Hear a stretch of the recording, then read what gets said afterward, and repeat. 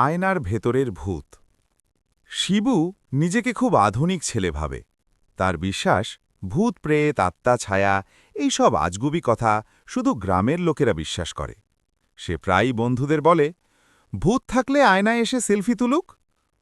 কিন্তু সেই রাতটা ছিল আলাদা। সেদিন শিবু রাতে অনেক দেরিতে ঘুমাতে গেল। কারণ ইউটিউবে টানা ৩ ঘন্টা হরর ভিডিও দেখা। ভিডিওতে কেউ বলছে রাতে আয়নার সামনে দাঁড়াবে না, আরেকজন বলছে ৩:৩৩ আয়নায় তাকালে কিছু দেখা যায়। শিবু হাসতে হাসতে বলল, সব ফেক।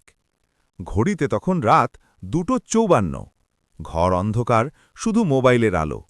বাথরুমে যাওয়ার আগে সে আয়নার দিকে তাকাল। হঠাৎ মনে হল আয়নার ভেতরে কেউ আছে।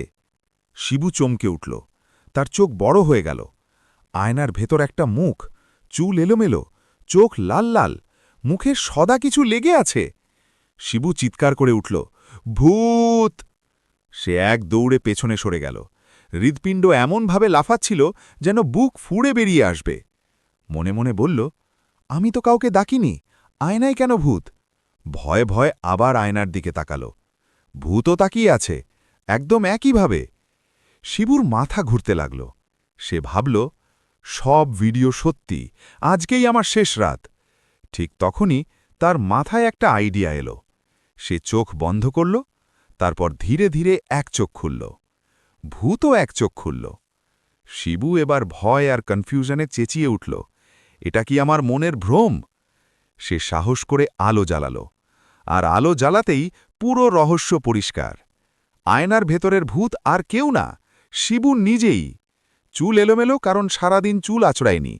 চোখ লাল, কারণ সারা রাত মোবাইল দেখা। আর মুখে সাদা জিনিস, টুথপেস্ট। শিবু আয়নার দিকে তাকিয়ে নিজেকে বলল, ধুর, আমি নিজেই ভূত হয়ে গেছি। সে জোরে হাসতে লাগল। ঠিক তখনই আবার সমস্যা শুরু। হঠাৎ মনে হল আয়নার মানুষটা একটু দেরিতে নড়ছে। শিবু হাত তুলল, আয়নার লোকটাও হাত তুলল, কিন্তু সামান্য দেরিতে। শিবু বলল, এই, ঠিকঠাক কর। আয়নার মানুষটা কিছু বলল না। এইবার শিবুর আবার ভয় লাগতে শুরু করল। সে ভাবল, এবার কি সত্যিই কিছু আছে? সে ধীরে ধীরে বলল, হ্যালো। আয়নার লোকটাও বলল, হ্যালো। শিবু চমকে উঠল, তুই কথা বলছিস কেন? আয়নার লোক বলল, তুই কথা বলছিস বলেই। এইবার শিবু নিজেই নিজের সাথে তর্ক শুরু করে দিল। শেষে তার মা পাশের ঘর থেকে চেঁচিয়ে উঠল, এই, আয়নার সামনে দাঁড়িয়ে নিজে নিজে কথা বলছিস কেন? শিবু তখন পুরো ব্যাপারটা বুঝল। সে এতটাই হরর ভিডিও দেখেছে যে নিজেকেই ভূত মনে হচ্ছে। পরদিন সে পুরো গল্প বলল।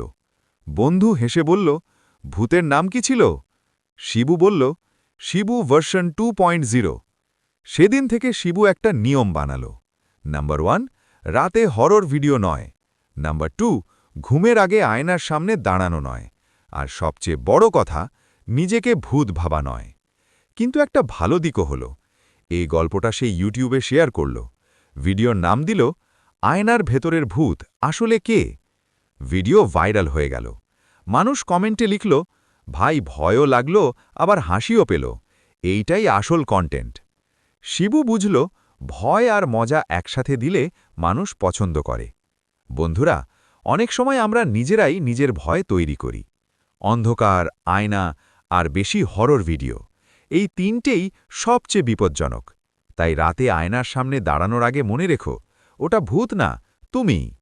আর যদি এই গল্পটা পড়ে একটু হলেও হাসি পেয়ে থাকে, তাহলে দয়া করে চ্যানেলটা সাবস্ক্রাইব করো, ভিডিওতে লাইক দাও, আর এরকম আরও মজার ভৌতিক গল্পের জন্য পাশে থাকো।